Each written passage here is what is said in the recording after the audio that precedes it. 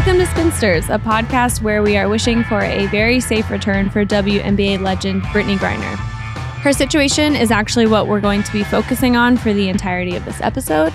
I'm Haley, that's Jordan, and our producer is Harry Krinsky. So today we're going to talk to Professor William Butler, who specializes in international and comparative law, focusing principally on Russia. We're going to talk to him about the Russian legal system and the implications of Brittney being detained at this time, as Russia is in the midst of invading Ukraine. We're also going to talk to Dr. Courtney Cox, who is an assistant professor in the Indigenous Race and Ethnic Studies Department at the University of Oregon, and who studied the environment that WNBA players experience when they play abroad. They are both incredibly insightful conversations, and I can't wait for you to hear them. But first, let's take a quick break.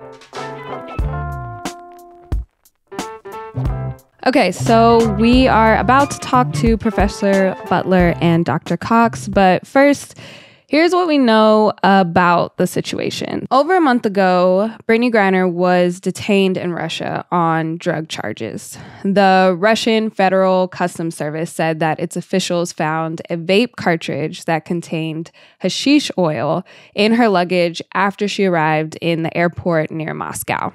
And hash oil is basically concentrated THC, so essentially they found a cartridge intended for a weed pen.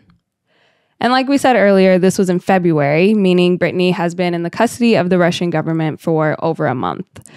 In case you're not aware of why Brittney was even in Russia in the first place, she is there playing overseas during the WNBA offseason with UMMC in Canterbury. UMMC is a team based in Canterbury, competing in the Russian Premier League and the FIBA Europe's EuroLeague Women. And while we're doing a show about her situation and moving forward, let's be real about the situation that's taken her over there, because it's relevant to understand the entire situation. Yeah, so Brittney made $221,450 last season, 2021-2022 in the W, which made her the fourth highest paid player in the WNBA that season. But something that Liz Cambage said in February was, quote, "I sat out 5 seasons because I get paid 5 to 8 times more overseas." And that's definitely true of Brittney's situation as well. I recommend our episode called Overseas, Overworked, and Over It that Natalie Weiner brought to us in September for more information on why overseas teams offer more. I do think, like Jordan said, it's important to understand the entire scope of the situation. So now that we're debriefed there, here is Professor William Butler to help us understand the Russian legal system.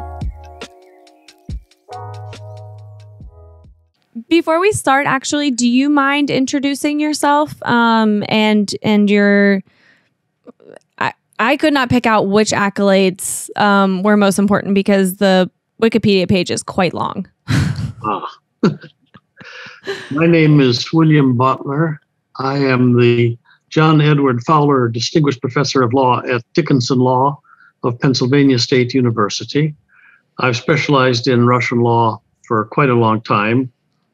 And if I don't mind, I'll show you my most recent book, which is called Russian Law and Legal Institutions, 3rd edition, 2021. So congratulations. Yes. The Griner matter, I've only followed on the media, which means it's broken in the last 3 or 4 days. And all I know is what I've been able to read, which is probably what you're writing yourselves. Yeah, absolutely. Well, since you're familiar with it, do you mind us jumping right into questions? No, not in the slightest. Okay. Jordan, I'll go first. I just have a basic kind of general question. It seems like from her being detained that the official Russian legal stance on something like hash oil is a lot more severe than it is in the States. So what is their legal system's stance on anything marijuana related?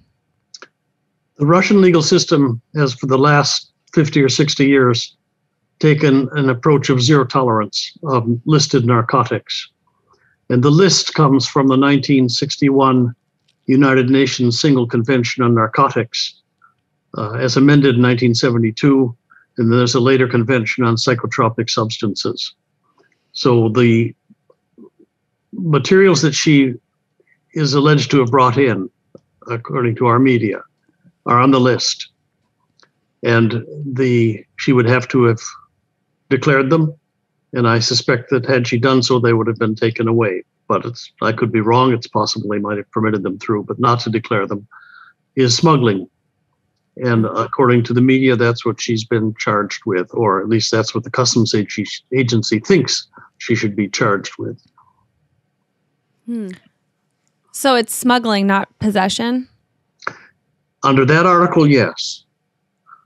There is a possibility that possession could be concluded to be the more appropriate charge. In that case, it very possibly would be treated as an administrative offense under Article 6.8 of the Code of the Russian Federation on Administrative Violations, which is quite a different thing. In that case, there would be a fine and deportation. Okay. Is there a difference I know that a lot of the reports are saying that because it is smuggling, allegedly, that it is 10 years in prison. That's not the case if it was possession. It would only be that fine. If it's smuggling under Article 229.1, the provision that I mentioned, the minimum sentence is 5 years. The maximum is 10, would be 5 to 10, with the possibility, if the court so decided, of an additional fine of up to 1 million rubles. Okay. Based off of that, what do you predict is ahead for Brittney? I don't predict. I'm too experienced to even attempt to do that. We'll just have to see how it plays out. There's so many things about this matter that we don't know. This is unusual in this case, in my opinion, at least. We don't know exactly when she entered the country. We don't know exactly what she was carrying. Her spouse has said nothing. Her lawyer said nothing. The United States Embassy has said nothing. It all broke when the Russian Customs Service decided to issue their little information notice about where they were in the matter. And so she's been in detention, investigative detention now for up to 3 weeks. At least that's what the media are saying in any case. Yeah, going off of that, I feel like with the time that she's been there, I think it's important to note that it actually came from an Instagram comment from another WNBA player, Angel McCautry, that she'd been there for 3 weeks. Is there any other way that we can figure out how long she has been detained or how long she could be detained? Well, how long she's been detained would follow from information on when she actually left New York. And she would have arrived the next day because those are overnight flights to Russia. Alternatively, I'm sure the United States Embassy knows exactly when it happened. Her lawyer knows, and it's possible that her spouse knows. Are there differences? I think one big difference between the Russian legal system, just as we're observing it through social media and New York Times articles from afar, has been we expect a lot of information up front here in the U.S. So this is a really broad question. But are there differences in the two legal systems that we might be missing something or assuming something because we're so used to how it works here? Well, because I think we're getting much less information than we would normally expect. I would suppose that if a star basketball player were arrested in the United States, it would make the press within hours in this country, however the information came out. That has not happened here. And it would appear that all of the people involved have deliberately held back in disclosing what's taken place, or normal details that we would expect our press to pick up are not available to us as yet. And of course, the details change your understanding of what's going on. The more facts you know, then the more that alters your picture of and comprehension of what's taking place. We really have very little to work from. I think from another report, a reporter, Erica Cobb, she said it best of how, as Brittney Griner is a Black gay woman, that she was not made a priority in America in general. And so now that she is in potential harm, that it kind of makes sense, unfortunately, that she is not made a priority right now. But we know that where she is specifically, that they have issues with her being both Black and gay. Do you think that she is in greater danger because of those things in Russia that she is right now? I wouldn't jump to that conclusion. I really would not. Assuming that what we know is correct, and it may not be, let's assume that she acquired what she brought in this country, somewhere where it was legal to do so. She was able to get it on the plane, which means it passed through our airport security. As she looked from the photographs of her at Russian customs as though she were just carrying a knapsack, so she was traveling light and possibly only with hand luggage. There were sniffer dogs, which are very common in Russian airports, looking for narcotics. That's what alerted the customs to run her stuff through the X-ray machine. And they discovered what they discovered. So the next question is, assuming that she acquired it for what she considered to be good reasons, why did she do so, and why did she bother to try to take it in? Is it something that she uses? Is it something she was giving to somebody else? Well, there are any number of possibilities here. We just have absolutely no idea, and we've not heard her side of the story. Yes, that's true. And I think that's part of why the not knowing is, to us, so scary. Because, we are obviously concerned for someone anytime that they are detained, regardless of the situation going on in the country at the time. You said earlier that it seems like they deliberately withheld information. Do you have any, I mean, it might be speculating, but any kind of thought as to why something like that would be deliberately withheld, that she is there and she is being detained? Well, she has a number of things on her side as well. She plays for a first-rate basketball team. She's won more trophies in Russia than she has in the United States. Mm-hmm. And she's an experienced player there. She's, I understand, been playing there for some 7 years or so.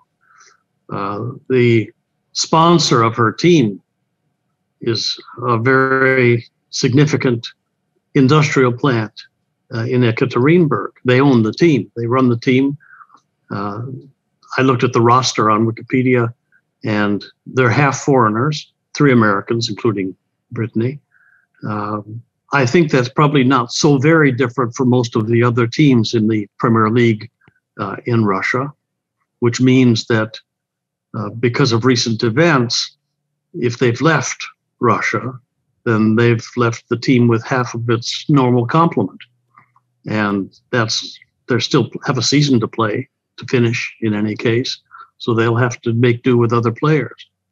I'm told by the media that at least the Americans are believed to have left, but the WNBA has talked about 50 people, and I don't know how extensive their membership is for these purposes, whether it includes European players, South American players, or not. 50 is a significant number of top flight women basketball players to lose for a league. Mm-hmm. And so they're in a difficult position. And that may well also influence the way in which that this matter is dealt with. Yeah, just going off of that. So the league that they play in is the EuroLeague Women. And I actually read it's a part of FIBA. And I read that they actually canceled the season for the whole Russian teams and the Ukrainian teams. So that was a part of the reason why the Americans on both of those squads were leaving, because the playoffs are still going on for everyone else that is involved in the EuroLeague. But for teams that were in Russia and for teams that were in Ukraine, they completely canceled their seasons. So that was a reason why Brittney, along with a lot of other WNBA players, because they have to go there to earn their living, were on their way home, and she was the only one left. My understanding was that they play in two leagues effectively. That Ekaterinne plays EuroLeague, and then they play the Russian Premier League. Mm-hmm. So if the EuroLeague is canceled out, that's one thing, but that still leaves the Russian League, and that still leaves them with contracts, and whatever those contracts provide for situations like this, what we might call force majeure, remains to be seen. Yeah, the basketball leagues abroad are you're right, they're set up more like soccer leagues are. Something we're not used to, where they're playing in multiple leagues at once. One might be exclusive to the country, the Premier League, and the other one includes other countries. So like Jordan was saying, that element of their season has been canceled. And then, it's something that we've all kind of hinted at with our questions and answers, but I guess I'll just explicitly ask, how do you anticipate the situation with Ukraine influencing this situation with Brittney at all, if at all? It doesn't make life easier, that's for certain. I don't see that it's directly involved in the situation itself. It seems to me that if you look at it purely from the allegations made with respect to carrying in narcotics, that speaks for itself in and of itself.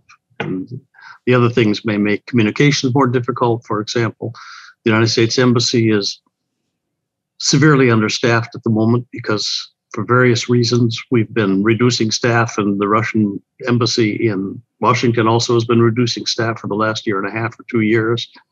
So there are very few people on board there to try to deal with what I suspect is a very busy time for them. A lot of people have been, speculating that if it were a male basketball figure, if it was Tom Brady that was stuck at customs, that the U.S. would be doing more. But is there anything more that the U.S. Embassy or officials could actually be doing in this situation? Well, because there's such a dearth of information generally, it's hard to know exactly what they are doing. But the options that they have aren't great. An American citizen who's detained under circumstances like this has the right to see the United States consul within a stipulated period of time. That's governed by a treaty between the United States and the Russian Federation. My guess would be that was probably honored. At least there have been no suggestions to the contrary. If she didn't have a lawyer, then we would probably give her a list of people who she might contact. But my guess is that the basketball team has done that from the very outset, and that I would assume that they know their way around excellent advocates in Moscow, and that they've supplied her with an individual who knows his way around the system extremely well. So apart from that, checking up on her from time to time, seeing that she's in good health, reasonably good spirits under the circumstances, etc., there's not much more that they can do other than let procedures take their course. I think that a lot of the research that I've been doing, that Jordan's been doing, is kind of, fear-based a little bit. Like, we just want to find out what can be done, what has been done. And the precedent here is a tricky thing because it is such a unique situation. And like you've said, we don't know that much. But I did find a situation in 2019 where there was an Israeli woman who had 10 grams of weed on her, and she was detained, and eventually she was pardoned. So it turned into more of a diplomatic matter than a legal resolution. And so I'm curious, and I think that this also definitely stems from the situation that's going on in Ukraine right now. Is there any kind of possibility where this becomes something larger than just a criminal defense? Well, it's conceivable that could happen. As far as I know about the Israeli example that you're talking about, the individual who was detained and prosecuted, as far as I know, was in transit. She didn't actually enter the country. She was just between flights in the airport. And which I presume means, but I don't know this, that sniffer dogs also were in the transit area and discovered something. Otherwise, it would be just force of circumstance that would enable somebody to be aware that she was carrying something like that. It was also my understanding, but it may be incorrect, that in the Israeli case, the woman had been prescribed whatever she had. So she had a prescription. That would strengthen the case for, it wouldn't exempt her from the operation of the Russian criminal code, but it would strengthen the case for treating it differently. We don't know whether that's the situation in Brittney's case or not, whether this is something that she carries for medical reasons, and if so, she has a doctor's prescription to back it up. Whether it goes beyond that, only time is going to tell. We'll have to see what happens. I don't. No, I know. It's just. I don't have any more questions, but it definitely is the fear base. Like, I am scared for her because of all the things we don't know, because of it's a whole different judicial system that we don't know. And I'm just thinking of her over there, confused, away from her family. She was there to do a job, to play basketball, and now she is in uncharted territory. And I just really feel for her. I think you're entitled to, and I think that she feels worse than you do. I know. I think that, I just want to ask you more broadly if you think that we, or, consumers who are fans of Brittney or people who are just checking in on what the situation, is there anything that we are missing or that you think it'd be helpful for us to know just about the entire situation or the Russian legal system on a larger scope? Well, a person like myself with my background who looks at as much as we know at this stage asks partly a different set of questions. Namely, why does she have them? If the media reports are correct as to exactly what she had, I Googled them myself, and it's not a performance-enhancing substance at all. And in fact, the website that I read, which is probably a government website, CDC or something like that, was strongly hostile to the substance. They didn't say it couldn't help some people in certain situations, but in general, they recommended strongly against using it at all. So my question would always be, under these circumstances, why in heaven's name did she have them on her? And there presumably is going to be an answer to that someday from her, because only she knows the answer. Yeah. I mean, from a just, person who's lived in California for 6 years and who does partake, like, honestly, it's just a weed pen. You know what I mean? So it's probably just for her own enjoyment, to relax, maybe to recover. And I think that's the situation I'm scared about. Is it getting looped in with something that's more dangerous? Because the conversation we have on drugs, even in the United States, is still so inclined to conflate things like marijuana with things that are drugs that are far more extreme. Definitely not performance enhancing. I will tell you that. She probably is just going to want to take a nap after doing it. But hopefully that is seen that way and able to be put into that context. California, of course, has a different attitude toward these matters than most of the states do. Even the federal government is hostile to what's happening with respect to weed. And you see, I see that as a treaty issue. I think one reason our federal government takes that view is because they know that we're obligated under the UN Convention of 1961 not to do what we're doing. And some states are and some states are not. Russia is party to that convention, and they have taken that view from the beginning. And they have taken it with respect to alcohol. Russians are legendary for their consumption of vodka, but not driving. Driving there most of the time since the early 1960s, not all of the time, most of the time, it's been zero tolerance, no presence of any alcohol in the blood if you're driving. So much so that if you went to a reception or a party with Russians, one person would not drink at all because he was driving, or she, as the case may be. Now, they were playing with a bit more flexibility on that score in the 90s. And they found it didn't work, that their psychology was such 0 or nothing. And that was I believe they've come back to that position. If not, they're certainly thinking about it.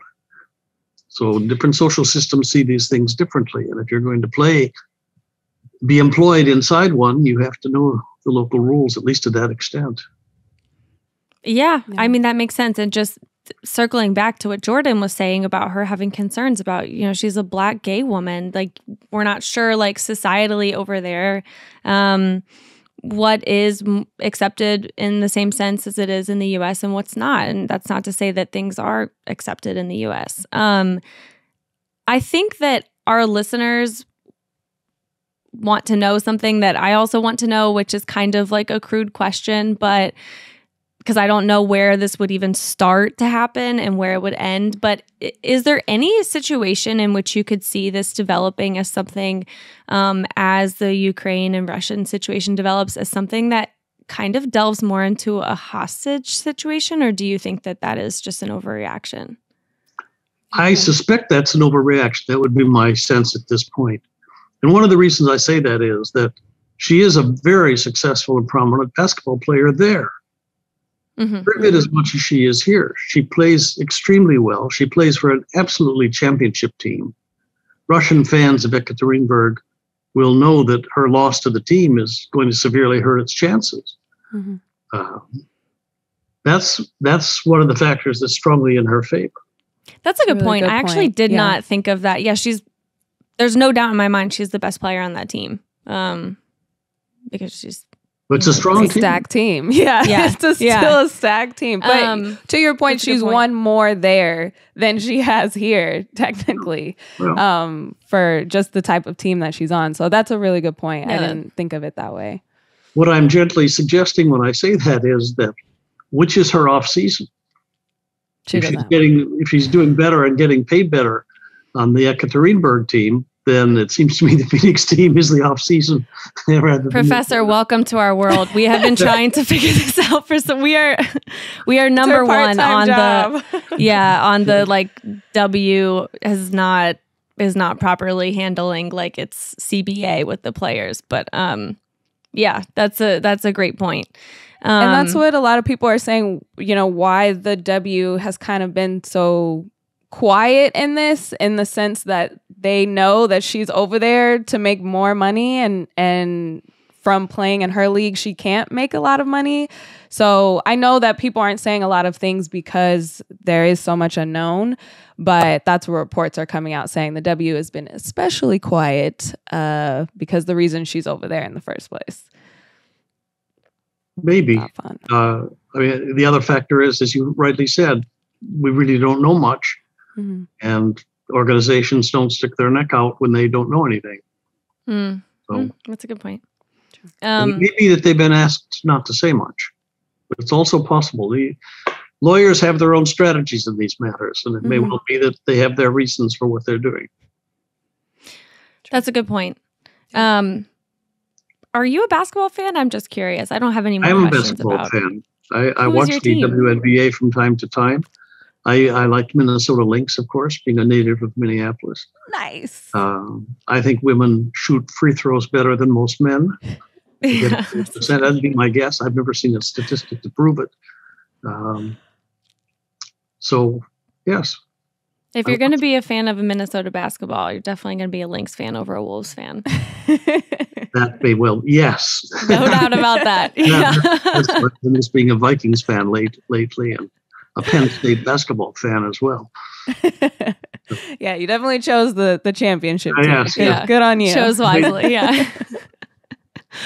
Well, thank you so much for doing this. That was all new information to us because we do not, this is not our expertise at all. Thank you so much. It's a very unusual situation, and I appreciate the invitation to appear.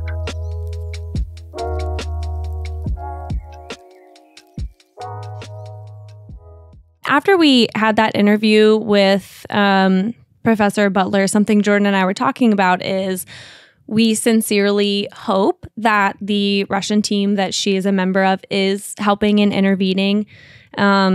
Like he suggested, she is of great importance to them. She has been super valuable to them throughout her time playing there. If she gets out, when she gets out, she will likely be going back to the U.S. So I'm not sure if that situation will totally end, but I would be willing to bet all the money that she certainly will not be continuing on with them this season, even in their Premier League. Yeah, and after the break, we are going to hear from Dr. Courtney Cox, who can kind of put it into a big picture frame of women's basketball players and their time over there and what their labor has to do with it. And it's a fascinating conversation. Courtney, do you think we could start with you introducing yourself and your position at Oregon and then what you're working on? Or I guess, always the thing that ties you to this specifically. Yeah, so my name is Dr. Courtney Cox. Y'all can obviously call me Courtney. I am an assistant professor at the University of Oregon in the Indigenous, Race, and Ethnic Studies Department. My work broadly looks at issues of labor, identity, and technology within sport and sports media. Part of what I do is I do this for things like digital humanities projects. I'm currently working on a fantastic book-length project with a music scholar on the cultural history of the Super Bowl halftime show. It's part of our larger project called The Sound of Victory. And so I also, in my own work especially, focus a lot on thinking about gender in sport. My dissertation and my forthcoming book focus on the role of women's basketball around the world and thinking about how their labor travels across borders, largely in this, in a very academic sense of thinking about this late stage capitalism where people, products, ideas are constantly circulating. What does that mean for, especially what I focus on is Black women and non-binary athletes? What happens to them as they circulate across those spaces? So the book is called Double Crossover, thinking about all the different ways that labor crosses over, whether they're becoming members of the media, whether they are transporting their labor overseas, or whether they're thinking about what it means to cross over into fashion. If we think about the tunnel as a certain kind of runway, we think about the role of Instagram and Twitter in this current landscape. We find women's sport, how we have to, in many ways, like programs like this fantastic one, do it ourselves, and what these new technology affordances allow us to do to break through the things that aren't covered by mainstream sports media. Oh my God, if we could hire you full time for Spinsters, like, where can I just take your class? Wow. I'm like, where can I pre-order everything? Yeah, that sounds amazing. Wow. Jordan, do you want to jump in? I mean, we have a lot to ask you about.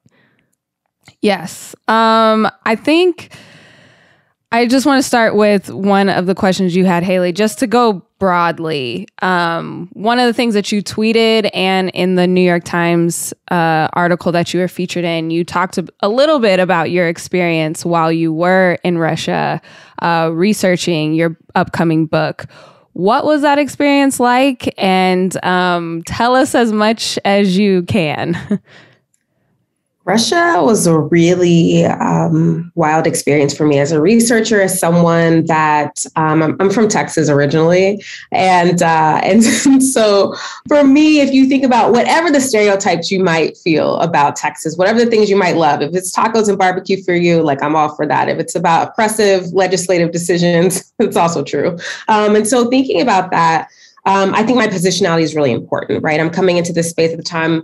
I was much closer to the age of my participants. And so thinking about coming to this space as a Black woman, coming into this space that studies Black women in sport, and then thinking about what happens if you're from the US and you go and you're playing overseas. And so I had this fantastic participant I met when I worked for the Sparks, who at the time was heading to play to Italy. And playing in Italy, that sounded like a great kind of like summer, like fall research endeavor. And then she told me she actually was playing the next season in Russia. And I was like, oh, that's different than the pizza plans that I had in Naples, right? And so I think part of it alerted me to the fact that you situate yourself in one place, the next season, it could be something completely different. So you're playing in the W in the summer, and then you're switching up and you're going somewhere, sometimes different. Sometimes you play consistently for the same team or league every year. And so for me, I was kind of thrown into that space of thinking about, for me, I knew if I wanted to write about women's hoops, I couldn't just keep it in the States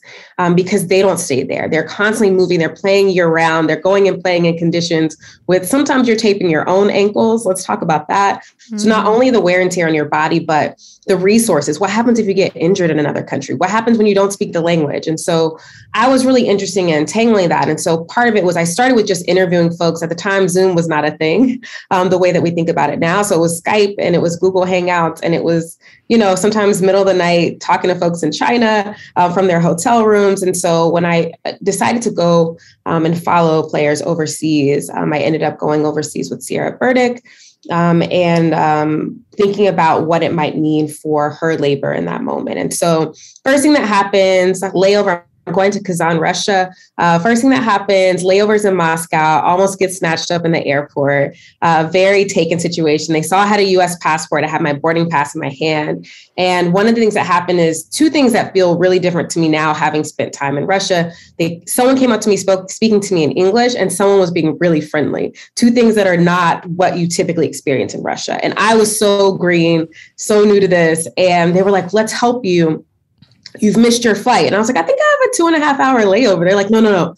We have to go get a new ticket. You have to come with us. And they start escorting. And they briefly kind of flash this, like, here's my pass. And I'm like, well, they seem like they work for the airport. And I'm like, maybe I did some weird time thing. Maybe I have a bad boarding pass. I'm like thinking about like, how could this happen? I thought I had like 3 hours. So they're escorting me out and I'm watching everyone that got off the plane with me going up the elevator towards the gates. And they're taking me out. And then I see the desks where all the airlines, and then they're like, hey, do you have cash? They asked me if I have rubles, right? And I had money already. I already had Russian money. And I was like, that's a weird question because I paid on my card. And I'm like, still not getting what's happened. They're asking me if I have cash. They're asking me, they're pulling me, and then someone else joins in with them. So now there's two people and they have my passport. When they asked to look at my boarding pass, I handed it to them. It was inside of my passport. So they're holding my passport and the boarding pass. And I have no choice but to follow them. And I'm looking. And so then I'm like, okay, we're at the desk. This is going to be legit. We are going past the desk now. And I was like, I'm actually going to need my boarding pass back. So they give me the boarding pass back. And they're like, this way. They're like rushing me. And then the sliding doors open and it's like Russian winter hits me in the face. And I realized we are leaving the airport. And I was like, nope. I did not turn around. I didn't look back. I didn't say anything. I was just like, nope. I have seen all the Liam Neeson films that I need in this moment to know that this is not what's happening on this day. And I didn't tell, like at the time, I didn't tell my partner or my mom or my dad until I landed back in the United States. But it was this moment of like, you have to be on it. And this is in the airport. Again, the same airport we're talking about, right? So that's in Moscow.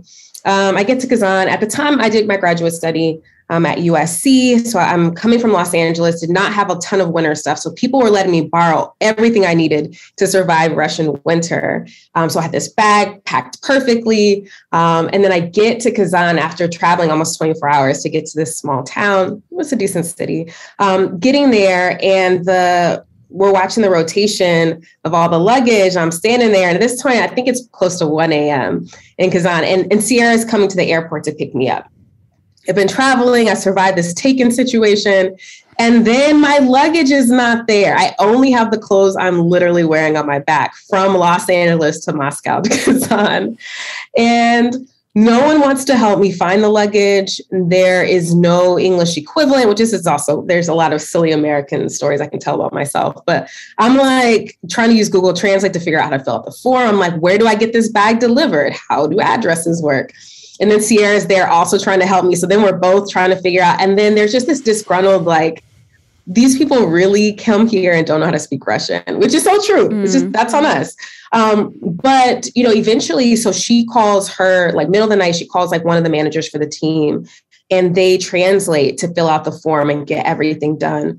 And then they're like, maybe you get the bag, maybe you don't. And I was like, do we not have a little faith? And like 4 days later, so I have to go to the Russian mall and buy random clothes at the H&M. H&M always saves me. And so I'm at Russian H&M And I am just grabbing things that I feel like can keep my body warm. Because I don't know if I'm ever going to I'm going to be there for weeks. Like, I don't know if I'm going to ever get my luggage back, or I'm just going to be hand washing clothes in the sink. So anyway, like 4 or 5 days later, my suitcase just shows up at the gym. Like, no one says anything. There's no explanation.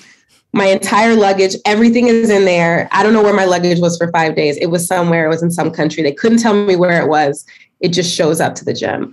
So that's like the transit, like thinking about this idea of just movement, all these little things that get caught up, let alone being a pro athlete that's constantly practicing, constantly traveling, constantly playing.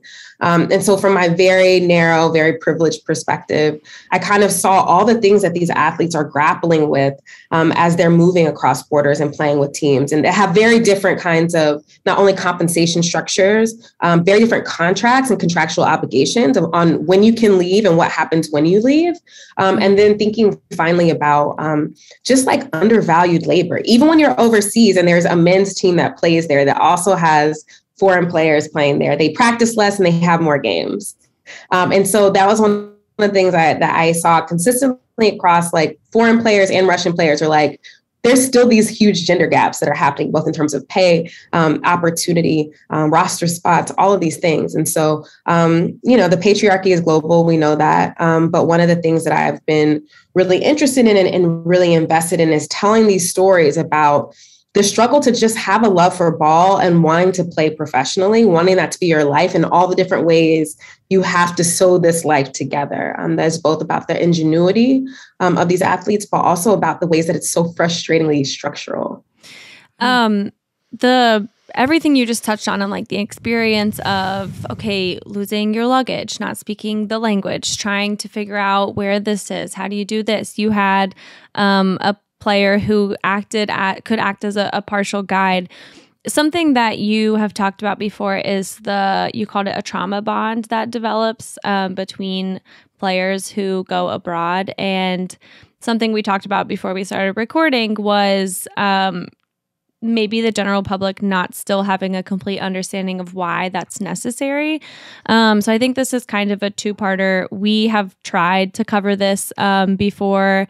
There's an episode we can link in the show notes that Natalie Weiner did for us called Overseas, Overworked, and Over It. That talks about why teams abroad can offer more money, or just do offer more money. I think can maybe implies the wrong thing because anything's possible, WNBA. But can you talk a little bit about the trauma bond that players experience over there? And then if you'd like to touch on it, because I know that we were talking about it, why they're over there in the first place, which is not a neat, easy, clean answer.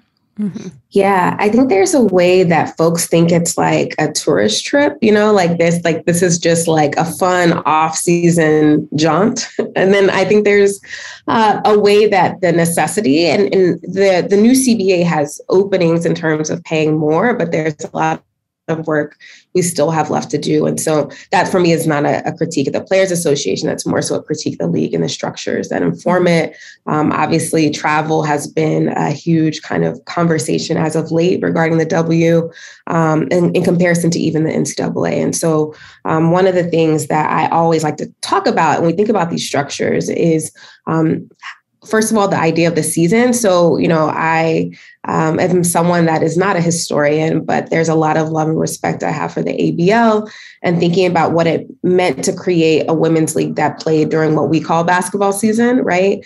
And there's a lot of strength in that. There's a lot of ways that the ABL was really ahead of its time in terms of players having ownership and investment in the league. And we see even when we think about Athletes Unlimited, what does it mean when players are more actively involved? What does that league look like? How is it marketed? How is it mediated? Right. And so in many ways, when I see AU, and there's much smarter people than me to talk about that, I think about what the ABL could have been if it had survived the strength and might of the NBA's WNBA. And so a lot of what I think about is the necessity to compete overseas to still make less than sometimes NBA refs, right? And so when we think about the sheer discrepancy, and again, I'm not really here to compare. In my work, I don't sit around comparing what the men are doing because my framework is centered around what women and non-binary athletes are doing and how they're thinking about these spaces. And a lot of times they're not sitting around comparing themselves to the men. They're comparing themselves to what they deserve as athletes.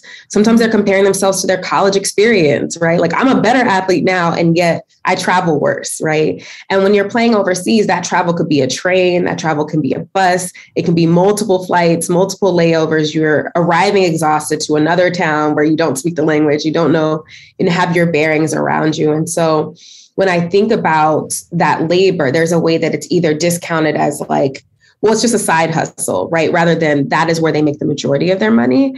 And then the other thing that's lost is the things that you don't get to do, right? So when I'm around these athletes, they're training on FaceTime with their actual trainer because the training regimen is very different in different countries and different leagues. And so you're still doing your W workouts, but you're also practicing twice a day, but also you're traveling to play around Russia, a massive country. And so for me, when I think about like hustle and grind of what that looks like, it is very different when we think about this year-round play. It is very different when we think about the health and safety challenges. And that safety thing is even thinking about not just things like, I don't know, geopolitical warfare, but also thinking about things in the everyday in terms of being a highly visible person. We're talking typically, you know, I'm not going to be read as an athlete, honestly, in these spaces, but I'm walking around with someone that's over 6 feet and they're highly visible and they're trying to figure out why are these Black women here in this country. And so you, in many ways, become a target either by the police. It's very possible. There are a lot of stories actually about W players getting harassed by the police, getting stopped by police. It's no different than being literally here in the United States. But also there's a way, again, the added layers of not being from here. When they look at your passport, when you're highly visible, the idea of people calling in and being like, that person doesn't belong here, right? And so again, this feeling of precarity, if we think about already this very precarious labor for a lot of women athletes around the world, it's exacerbated when you're completely thrown into a new environment. And so how you live your life, how you are straddling these two different places, how do you build community? How do you build a family? How do you have a partner that gets your life across these two worlds are the things that I think about, like the everyday, even the seemingly mundane things that aren't about getting detained in the airport are still, there's a lot of strife that's built in. And so that bond is like, those that get it, get it. And so when I think about that, when you're playing another team, one of the things I saw was like W players find each other, even if they're going to compete against each other next day. When the other team comes into the gym, they'll come in there to speak. And that's one of the things that happened. When I was there, it was like, you're playing UMMC, but like, you know, the people playing there, or you might play on the same W team with them in the summer, right? And so you're playing against them. There's a way that strategy and the way, one of the things I love about the WNBA, which I could talk about all day, is like the idea of going from teammates to opponents can happen within a single year, right? And so the way that you learn other people's game, the way that these athletes talk about each other's game, whether it's out of respect or knowledge, is unparalleled because of how they have to maneuver across these various teams and leagues. And you talk about the trauma bonds, but also the risks that overseas play has always kind of had. It's always been in the back of the mind of like, okay, you're going to play in a foreign country, but this is what you have to do if you want to continue to play basketball. And when you see Brittney Griner's situation, this seems like the worst possible thing that could happen. Do you think it's going to affect women's basketball players as a whole of thinking twice of going to play overseas? Or is this still something that you feel like in a labor sense, they have to do to continue to make a living?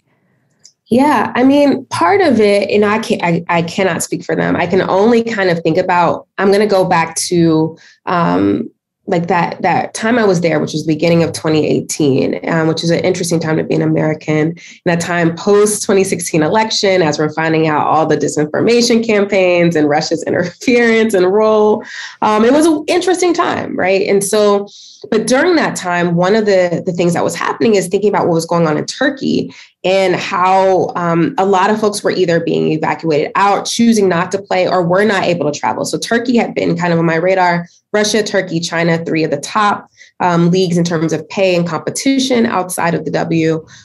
So thinking about that, a lot of folks were playing in China and Russia. That made sense to go those spaces. And then Turkey was a really interesting one. And so I was interested in kind of the investment in women's hoops in Turkey versus Russia and China had been way more established, in my mind, at least from a global Olympic perspective. And so Turkey was a really unsafe place for a lot of folks. And so, and Israel has its own thing. There was a lot of folks I talked to that were playing in Israel.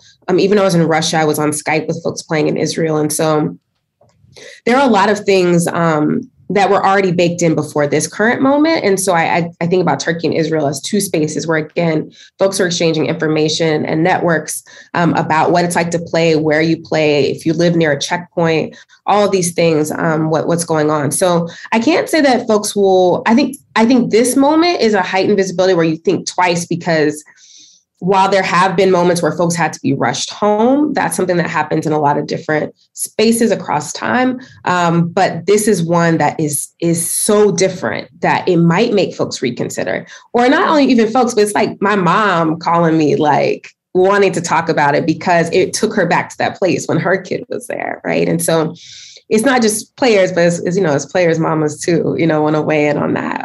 And so for me, I think it will. And I think that one of the things we see with not only the increased investment in women in terms of brands and endorsement opportunities that can allow you to stay in the States, is the new CBA, which has allowed some folks to find new spaces. And one of those things, another kind of W shooting itself in the foot, is when we think about what happened when W players became assistant coaches in the NBA and their salaries were capped, or they were told, like, you can do that as an internship, but not as a job, right?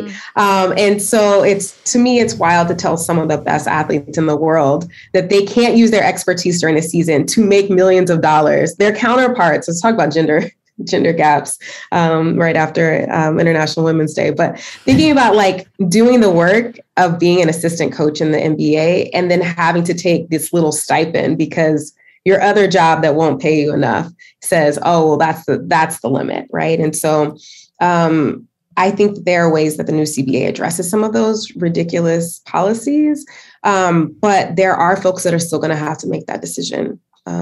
And that's the thing that gets me, is that you feel that fear, or there is that trauma, or there is that awful thing that happened to you when you played overseas.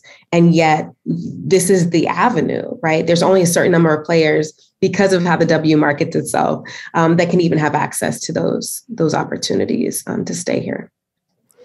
My mind went so many places when you were talking, because there are just so many avenues that we could explore of like, how does something like this become safer? Because many leagues, Jordan and I were just talking about the particular Russian team that Brittney Griner plays for. They participate in the country league, the Premier League, and then they largely, outside of that, participate in the FIBA Euro League. And this is very typical in soccer. Soccer has worked it out, but the W obviously has no relation to these other leagues. And so it's just not able to, it being so separate, and the resistance that we kind of feel from the W, I think is part of the reason why there's so much separation maybe in how the players navigate their lives when they play abroad. And then the other thing I was thinking about is like that capping accommodations, pay. I think of the Liberty flight scenario.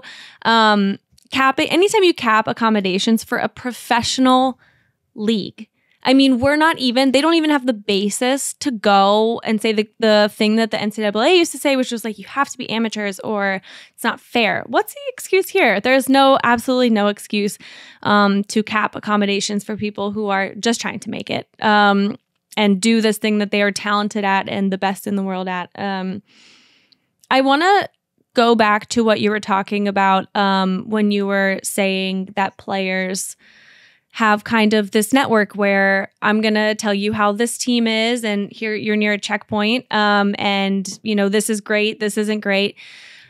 Something that I've been thinking about the entire time, I'm sure we all have, is that Brittney Griner is, like you said, extremely tall. She's a Black woman. She's a gay woman. On Russian state TV, there's a segment I saw from CNN that was translated to, essentially they were like mockingly referencing that she was gay. And so you were over there. I'm not sure like what your experience was seeing anything or having these conversations, but do you think that that coverage kind of portrays the attitude over there, or the reception to something like that? Yeah, it's important that we think about like how this carceral situation is like across race, gender, and sexuality, nationality in an important way. So I really appreciate that. I think for me, one of the things that was really obvious. I think I was holding a lot post Sochi, and again, I was there thinking about like all the news around like Russia being like, you are not allowed to be any kind of gay here, do not have any messaging, do not have any allies, like all these things that we heard. So for me going over there, that was kind of in the back of my mind of like, how will this be read? How will I be read in this space? And then thinking about like, you know, who can pass, right? I think is another kind of privilege. And then this idea of like the mockery is to me no different than if, you know, for me, just thinking about our own kind of media coverage here in the States and thinking about all the anti-trans language that's going around. It's a similar kind of top-down thing, but from the perspective of where I was, there was not the same kind of sense, both in terms of the Russian athletes that were there, their own relationship to their own sexuality, thinking about who was partnered, who folks knew were partnered, folks' partners coming to the games.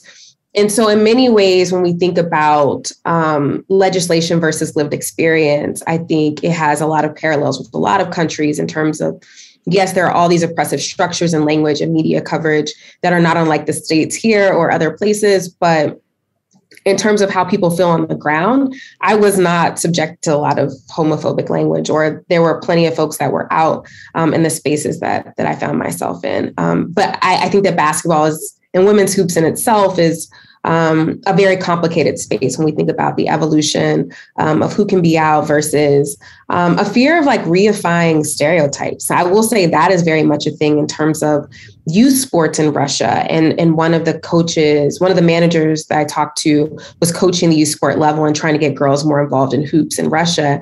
And one of the things they were like, well, my mom says I'll be too mannish, or that's what boys do. And so it is not unlike the ways that there are these social constructions that we hear in youth sports, or the ways that girls are pushed out or discouraged from sports. And there was this idea of you can't be girly, right? And also compete, or these ways that there are these structured things of who sport is for. We'll give all the resources to boys, right? And so what I learned from the manager, who's Russian, and her father was a legendary coach. And so she really wanted to get girls and women into sport. There are all these gender things, right? Even on the team of not being too muscular, right? That was one thing that was, they really didn't lift. Their idea of lifting was kind of like the NCAA's vision of that one gym with the yoga mats and the 2 5-pound weights. Oh no! And so but it was an idea of not being too muscular, being able to appeal on Instagram in the marketing campaigns to Russia at large, to the fan base of being beautiful blonde Russian women that are like tall and model-esque, but not too muscular. And that's from a league perspective rather than, and being told that like, I can't be the star on the team if I don't appeal to a certain kind of femininity, which is, again, not unlike how we see women's sports pushed here in the States. There are definite parallels that I think about in terms of who can be marketed, who can be marketable, and this idea of strength being this detractor in sport, where in any other situation, strength, muscles are these things that are markers of greatness. And so there are those same things that, again, globally, in my work, there's all these ways I see parallels in terms of how women are treated in these spaces and the limitations, right, to how we have to be great, but also there's all these different parameters and things that we have to check off that our male counterparts do not. And so I saw a lot of that, but in terms of like straight up homophobia, I think it was more like very similar to other countries that I've visited. Yeah. And I mean, with most of the things you're saying, like all the wanting the women to appeal and look physically how somebody might want them to look, like that's every reply guy ever trying to fix, quote unquote, fix the WNBA. So the more, we look at other places and their issues, I think the more we see them in our own society here. So that is so unfortunate. Like what you said about connecting to what it is here, that's what Brittney Griner's experience was at Baylor. Her coach then, Kim Mulkey, was like, actually keep your sexuality to yourself. Like, let's not blast that on, even though you're playing for the championship, you're the star player, and don't be your true self. And so that very much mirrors our very own Texas in America. Did Kim ask her, she told her to, well, I think recommended might be the word, but recommended Brittney Griner delete her social media that references her girlfriend, or? Yeah, in the book, she talks about how it was like she was called in to Mulkey's office to explain the Instagram post or whatever, even as her teammates who are dating men, their posts were just fine, right? So she was like, maybe keep your personal life to yourself, right? I think is what happened in the meeting.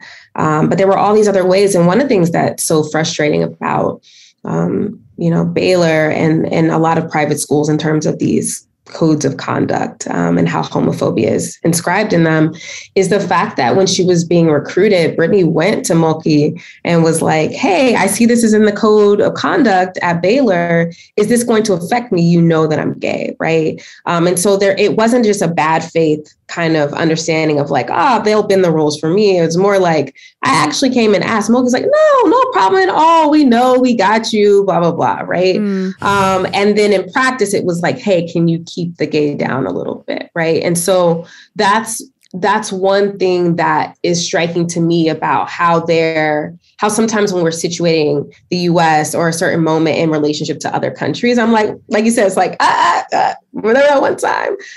Remember that the 10 times, right? And so when we think about this idea of mockery in such a fraught moment, a terrifying moment, that even in that moment, there's this replication, or even thinking about going back to Baylor, it wasn't just Mulkey, right? It was also how other coaches, we can talk about some legendary ones that were really, really, really problematic.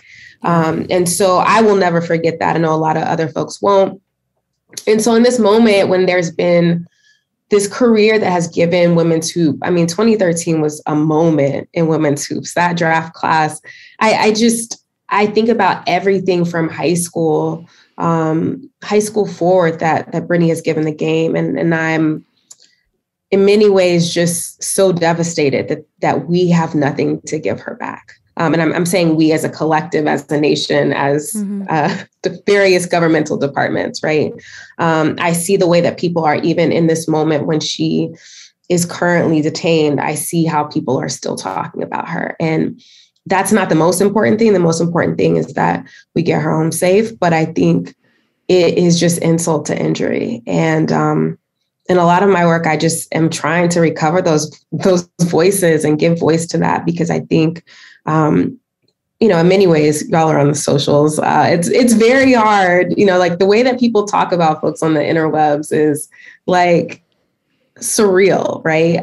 Folks that would never, the keyboard thugs are wild, because when I'm actually in those spaces, or I'm actually out in public in spaces or around W Player, like it's so different.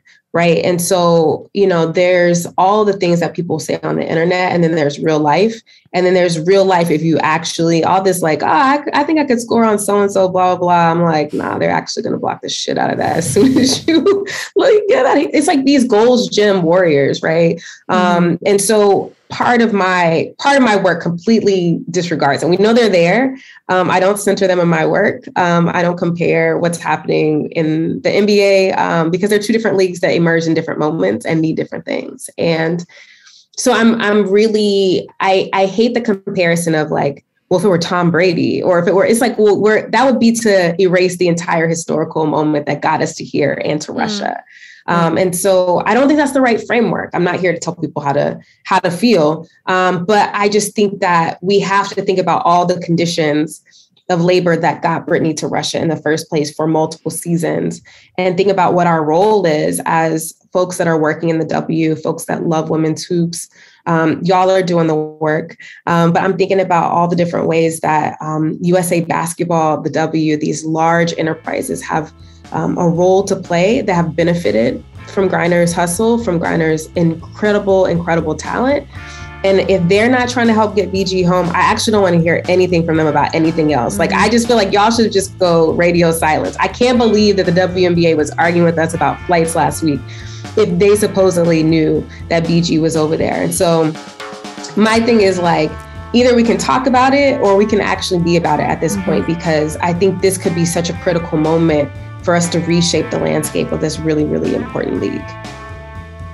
Courtney, thank you so much. That was a good summation of like tying together the 15 things that we need to talk about when we think about what's going on with Brittney Griner, and I really appreciate it. Thanks for having me, y'all. Amazing. Thank you so much. Well, that's our show. Thank you so much for listening. This episode was really important to Haley and I. And leave us a voicemail. Tell us your favorite Brittney Griner moments. Tell us your favorite W moments. All the lovey-dovey stuff. We need it right now. Call us at 502-874-4453 or send us an email at spinsters@bluewirepods.com to be featured on the show. And again, shout out to our producer, Harry Krinsky.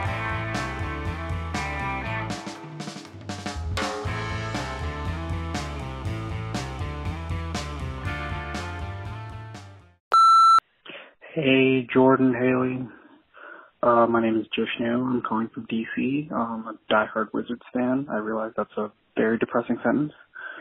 But something that would make me happy tomorrow is if the Wiz somehow lucked into Moses Moody falling to them. I think he's a perfect D3 player.